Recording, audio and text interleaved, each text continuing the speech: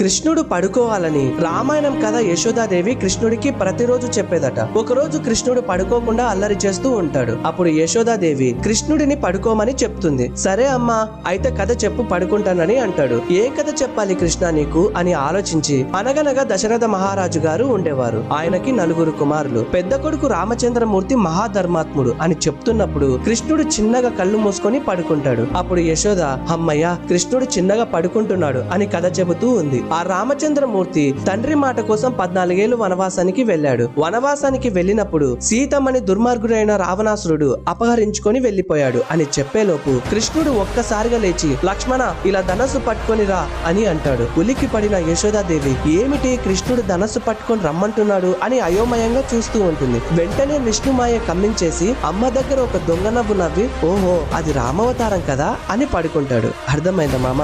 Bye.